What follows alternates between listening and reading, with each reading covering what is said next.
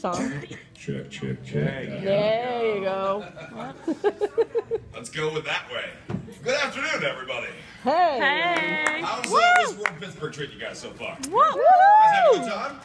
Perfect. Awesome. How, have any of you had a chance to meet our guest? Woo. Awesome, awesome. Well, if you obviously you haven't gotten enough of them, if you haven't been able to ask all your questions, there is a microphone in the center of the room there, so feel free to line up at any point now or throughout the course of the discussion, and you can ask your questions. I know I have more than enough for this guy. You know, some people are born. Well, it's kind of harsh to say. Some people are born to be average, I guess, everyday people. Some people are born to be super. Woo. You could say this guy's one of those guys. If you were not aware, you will be able to see him in the upcoming Supergirl TV series. Woo. We'll talk about that more in a moment. Ladies and gentlemen, let's hear it for Dean Cain!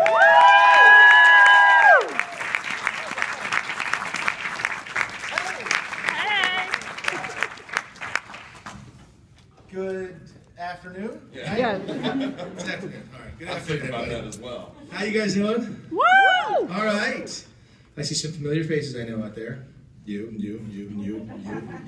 Are those the crazies? Or are those... Oh, okay. friends. Well, that one guy's crazy back there, but whatever.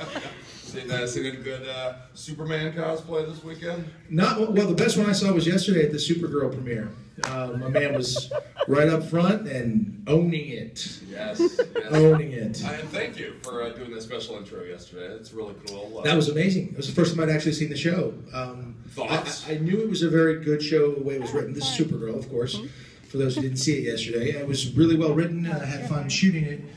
But you never know how it's going to turn out, Sure. You know, and the end result, and it was fantastic. It exceeded my expectations. It was great. Melissa Benoist will be a superstar, and the show will be really well received. It was really well done. I was talking with Sean Pertwee as you were wrapping up your viewing of Supergirl yesterday, and you were both talking about how, and it amazes me that you're in these projects, and you almost have to watch these projects at the same time as the viewers. Absolutely. Well, producers don't let actors watch much. They don't like us to do that. they like to lord that power over us and then just surprise us with it at the end. And actually, no filmmaker wants you to see an unfinished product. They want you to see the best light, the best music, the best colors, blah blah blah blah blah. So nobody likes to show it till it's finished. It's like looking at a painting before it's done. So they don't like to show it to us until the last second, and that's when everyone else is seeing it too. Now, how many of you guys were here for the screening, the Supergirl screening yesterday? Okay, so only a few. For everybody else, can you tell us a little bit about your character? I play Dr. Doctor. Woo. Jeremiah Danvers, and I end up being the foster father for Kara Zor-El, who becomes Kara Danvers. We take her in. Actually, Superman brings her to us. She's his cousin, and it's all explained in the show up front. She arrives later, and he brings her to us to raise as our daughter and keep her safe and away from using her powers, so to speak. So keep her hidden, and that's our job. And you'll find out how we do as time goes on. And for anybody not aware, your wife on the show, the adopted mother, is also somebody familiar with the Super franchises. Yes, she is played by Helen Slater, who played the original Supergirl. So there's a lot of that in the show, and it's great. And they really have a good nod to the DC world and all the lore, and they're really respectful of it. The same guys who did Arrow and Flash, same producing group. So it's really well done. It'll be a lot of fun. So I say watch it. October 26th. So that's what I'm saying. That is great. So you are I assume, a reoccurring character then? Recurring. The reoccurring is not the word. Recurring? Yeah. Recurring is the word. That is true. Yeah. My mother corrected me, okay, so that's why I know. So I recur on the show. I'm doing 3 or 4 different shows at the same time now. So I'm in a little bit here, a little bit there. But they use the characters well. They use them. It makes sense. They're not just trying to shove, a square peg in a round hole. They really have a reason for you to be there. They have a really clear, clean idea of what they're doing, and it works. It works really well. And plus, it's also nice not to have to shoot every scene every day, all the time, as Melissa is having to do now. It's tough. It's a tough grind.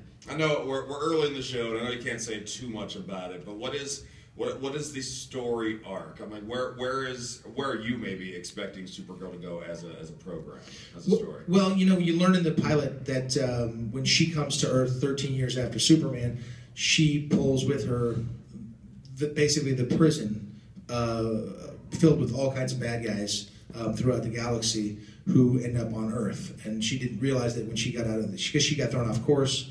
And so she ends up bringing this prison colony who now inhabit Earth all over the place. And there's this organization called the DEO, and they're looking for these guys, and she goes to work for them. They set up a great situation where she's going to fight bad guys all the time. And I, of course, am involved in that to some... I can't say how or what, but I'm certain my character is certainly involved in that, and I can't say where it goes. They're locking it down pretty tight on Supergirl. They won't let you say too much. I will be struck down by lightning if I say it. Obviously, we don't want the whole thing spoiled anyway. We want another reason to be able to watch the show. Supergirl projects in the past have had a lot of trouble balancing the Superman relationship. In this show, I believe you just referred to him as him. Yeah, him. The big guy. Him. He said, that guy. That's how he's referred to a lot, and it's great. Actually, it's really well crafted. Jimmy Olsen knows, James Olsen, as he is in this one. He knows Superman well. He refers to him as the big guy, the guy in blue, all those things. It's a lot of fun. I think they have fun with it, too. But Superman exists in Metropolis. They're in National City. They're within the same, universe, if you will, same world, but they rarely cross paths. Because it's not about Superman. The show's clearly about Supergirl. She was sent to protect him to begin with. Right. Which is the interesting other little switcheroo. And then she got off course and whatnot, absolutely. She was in an area where time stops, so she didn't age. That's important.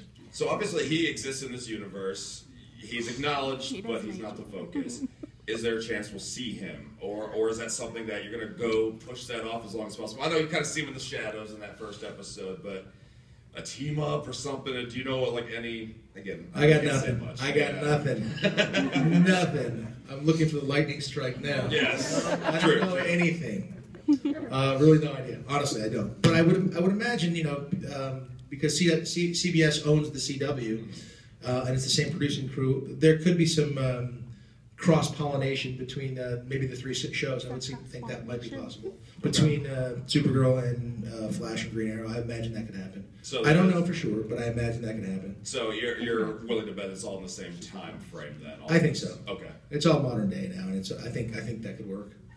Now, of course, you guys have a lot of former super actors from different projects. When is Terry Hatcher going to show up? That's not my job, my friend. That ain't my job. I don't know. She could, and that'd be great. In my opinion, she's still the best Lois Lane that ever played the character. The best person. She was fantastic, and I really think she was the top pick. So I'm sure there's plenty of room for her in this world if something she wants to do. Absolutely. And I have absolutely no influence whatsoever. I was just nothing like, come on, guys. They'll be like, Dean, shut up. Go hit your mark and say your lines. Okay. Once again, we have a microphone there if anybody else wants to join in. You seem to embrace being Superman, being Clark Kent and whatnot, where some actors... And I don't mean to call him out, but Tom Welling... No, we're not going to call him out, Tom Welling. He's not here. What can I say? He's a big dude, though. He's a little bit more reluctant to embrace that he was Clark Kent for so many years. But with you being on Smallville for the brief appearance, the nod to Superman or Lois and Clark, and now you being a Supergirl, why do you think maybe it's difficult for others to embrace it where you have truly enjoyed it? Honestly, I have no idea. I mean, that's completely subjective. It depends on the individual. And Tom played the role and he played it well. Clark Kent. I mean, he wasn't playing Superman. He played Clark Kent for 10 seasons. That's a long time. The truth is, it's so exhausting. I did 4 seasons. I was tired for 2 years at least. So he's got about 3 more years before he comes out of hiding. Just for rest purposes, to make up for lost sleep, because it was really a grind. I don't know. It's subjective. I just don't. I don't take it. Acting. Some people take it so seriously, or they take themselves so seriously. I'm not saying Tom does. I just don't. I love it as my job. It's a lot of fun. I enjoy filmmaking all the way around, writing, producing, directing. I love all of it. But my number one job is to be a dad, and that I care about much more than anything else. And so, acting, I mean, we're paid to go up there and pretend. So if you take it that seriously, or you take yourself that seriously, oof, I feel for you. I mean, we'd be court jesters back in the day, right? So it's a fun job, but I don't think it should be taken too seriously. There was a great story at the X-Files panel yesterday. Mitch Pileggi talking about how he was tired after being on the X-Files, and he was willing to get away from everybody who needed that break, but then only a couple months afterwards, it's like, I miss everybody. I want to go back to the X-Files now, but he'd been on it for 9 seasons himself. And it is exhausting. You're doing it for that long, it's really exhausting. But what's happened now in television, a lot of times Netflix and things like that, I'm sure some of you are familiar with Netflix, you've heard of it, right? You'll do 10 episode, 12 episode shows. I do Hit the Floor on VH1, we do 12 episodes or 10 episodes a year. I do a show called Lady Dynamite now, which is on Netflix. It hasn't come out yet, I'm shooting it now. That's 10 episodes or 13 episodes. And so you have time, when you're doing 22 episodes, that's 9.5 months of your year.